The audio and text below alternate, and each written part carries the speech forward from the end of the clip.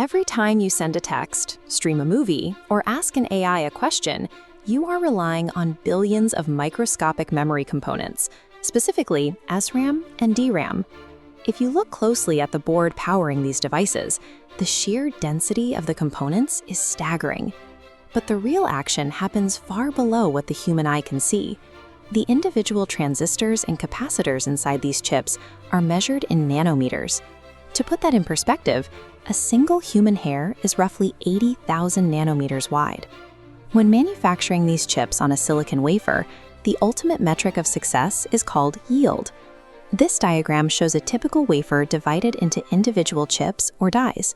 The ratio of green, flawless dies to red, defective ones determines whether a multi-billion-dollar fabrication plant turns a profit or goes bankrupt.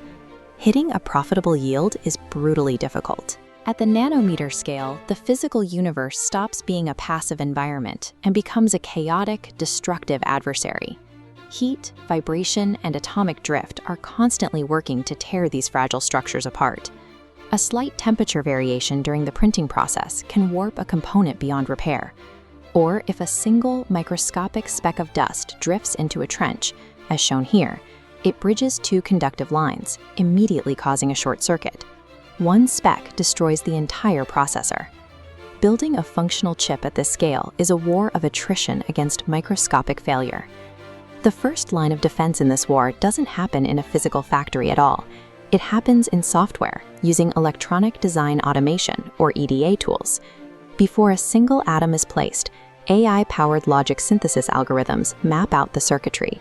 You can see these abstract pathways autonomously weaving around bottlenecks, figuring out how to connect billions of microscopic wires across a strictly limited two-dimensional space without crossing over each other. By calculating complex electrical loads, these simulations pinpoint exactly where timing errors or physical congestion will occur once the chip is actually built. Achieving mathematical perfection in this virtual phase prevents catastrophic, expensive waste from occurring on the physical assembly line. Once the virtual design's flawless, the fight moves into the ultra-sterile cleanrooms of the fabrication plant. This kicks off the front end of line manufacturing, a grueling 16 to 18-week process involving hundreds of individual high-risk steps. The patterns are transferred onto the silicon using extreme ultraviolet photolithography. This process blasts light at specialized wavelengths to burn precise circuit patterns into a light-sensitive photoresist layer. To build the actual structures, fabs use atomic layer deposition. This technique constructs insulating and conductive materials atom by atom. Watch how individual atoms drop and lock together, snapping into place to form a perfectly uniform grid, exactly one atomic layer thick. To bypass the speed limits of flat chips, engineers have started stacking them vertically. This diagram shows through silicon vias, metallic pillars drilled through the silicon connecting multiple layers. But stacking generates intense heat and pressure. Watch the pillars react to extreme thermal stress, physically warping and fracturing, or failing from electromigration, as dense currents push atoms out of place. Pushing the physical boundaries of 3D integration gives us faster memory, but it creates entirely new, highly complex ways for the chip to destroy itself from the inside out. Because the fabrication process is so precarious, newly built silicon wafers are entirely untrusted. They are sent to automated test equipment, where they are physically contacted by microscopic probe needles for a harsh interrogation of their electrical pathways. Surface tests aren't enough. Automated optical inspection and automated X-ray inspection peer deep inside the chip, searching for hidden 3D defects, like bad solder joints, that physical probes cannot reach. The survivors move to burn-in testing, a process that intentionally applies heavy stress to force early failures and purge any components with latent microscopic weaknesses. While a static burn-in simply bakes the chip in an oven, a dynamic burn-in is much more aggressive. It forces the chip to run heavy electrical signals while held at over 100 degrees Celsius, simulating years of intense wear and tear in a matter of hours. Purposely attempting to destroy these marginal chips right on the factory floor is the only mathematical way to guarantee they will survive for years in our phones and data centers.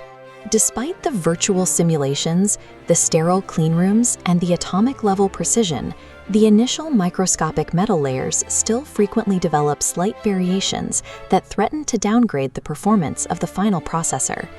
To combat this, the semiconductor industry relies on a powerful technique: feed-forward machine learning. Here's how it works. The AI analyzes inspection data from the very first metal layers. If it detects a microscopic anomaly, flagged here in red, it calculates exactly how that flaw will cascade, extending a dotted projection line to predict whether the chip will fail its final tests. The system intercepts the predicted failure by automatically altering the manufacturing parameters of the upcoming layers. You can see the geometry of these future layers dynamically shift and thicken, physically compensating for the error below before it can ruin the chip. The modern fab no longer blindly prints blueprints. It operates as an active, responsive entity that diagnoses, adapts, and heals flawed chips mid-production. When you hold a fully packaged semiconductor chip, finally mounted on a board and ready for deployment, you are holding a survivor. It has endured a grueling gauntlet of virtual simulation, extreme physical stress, atomic-scale deposition, and real-time AI error correction. The fact that this fragile piece of silicon functions at all is what allows the entire global digital infrastructure to operate without collapsing. Human technology continues to advance, not because we achieve perfect physical printing, but because we engineer incredibly resilient systems of prevention to conquer an inherently imperfect universe.